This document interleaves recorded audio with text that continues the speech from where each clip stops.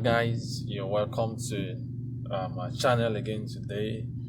I just want to quickly talk about something very important concerning the U.S. schools you want to apply to. These are the U.S. schools that you don't want to apply to as an international student. Okay, now you must know that the choice of your school, the school you are going to, or the school you decide to attend or to enroll in, has a lot of role to play in your visa being granted. So there are some schools that, in quotes, they are red flags. You should not apply to them. Okay, and I want to tell you about those schools today. Now, number one, there are some schools in the US that people find it easy to get admission into. And even though they don't get funding, they find it relatively easy to get admitted into. Now, many international students, especially Nigeria, for example, some people just want to apply to any school that gives them admission just for them to leave the country. Yeah, and that's understandable. But you don't want to go for just any school. You don't want to go to schools that will give you problems when you get to the embassy. For example, there are some schools in the US that are called community colleges. And when you see the community college, you are thinking, oh, I can go there, this and that. Some want to start all over again. They say, okay, if I can do a new BSc, a new program and the likes. Now, you should know that community colleges in the US are schools that gives the associate degrees. And what those schools do many times is to affiliate with some other universities where students cross when they finish from the community college, and they can cross to their other university to end their BSc. So when you come with such a school and then you go to the embassy saying, no, this is the school I'm going to, a community college, it's a red flag for the visa official. For example, let me give you an illustration of how the community colleges are looked upon here. In Nigeria, for example, there is a way people look at OND holders. How much, when you see someone from another country putting so much energy to come to Nigeria, for example, to say, oh, he wants to come and get an OND from the Polytechnic. For you don't see it so reasonable, especially when that person is spending so much money, millions of naira. You want to say, no, there must be an ulterior motive to this.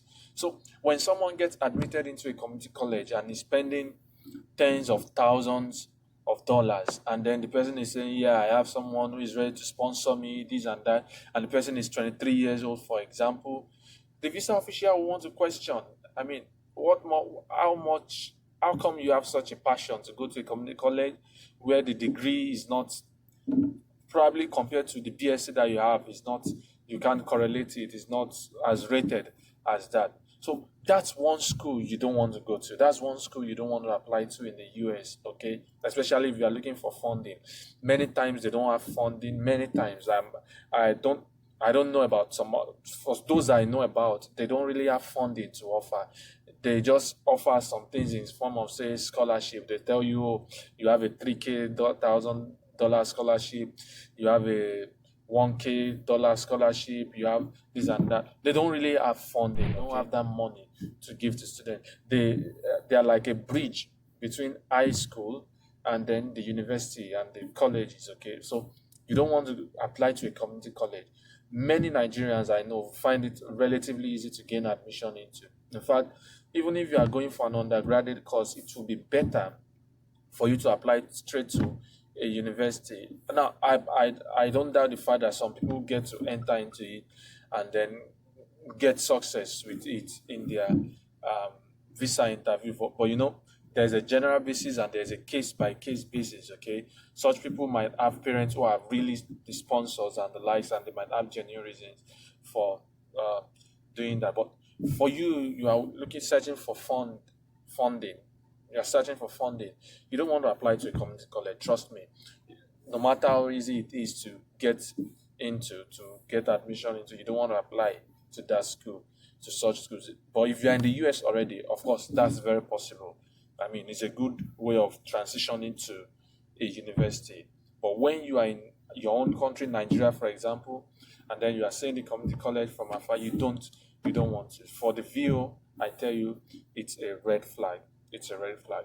I also want to be aware of schools that don't request for GRE, they don't request for application fees, they don't request for anything, and then it's so straightforward and easy, most likely you will not be funded, and most likely it's very possible that the schools are so lowly rated. Okay, now trust me, there are some schools in the US too that don't really have that are not really very reputable. There are some schools like that. Some schools are just starting out, okay, and they are looking for students by all means, and they are looking for a way to make um, to increase their how do I put it now? They are looking for a way to increase their standing, okay. And of course, when you have international community in your school, they want to see such a school as a school that is ranking high, okay.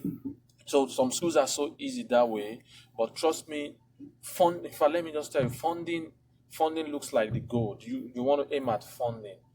You don't want to say, "Oh, I'll struggle. I'll try and pay the school fees myself and all the likes."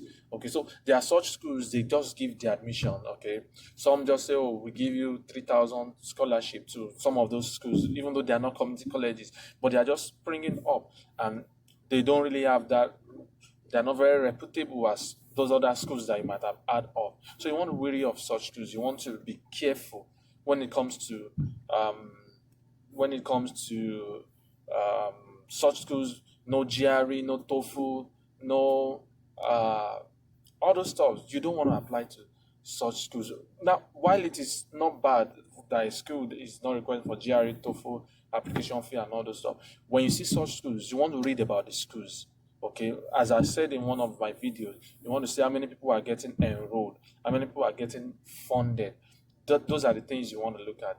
You don't want to apply to a school that has a, in fact, there's a school that some of my friends make jest of. It's a one building school, in quotes, a one building school, and they give students lots of admission. I mean, people get admission in that school, international students, Nigerians, and all the likes. But of course, many of those people don't get funding. Of course, there is a claim that, oh, you have this $3,000 scholarship, $5,000 scholarship, where you still have a deficit of around 20 something thousand dollars to pay. So you don't want to apply to such schools.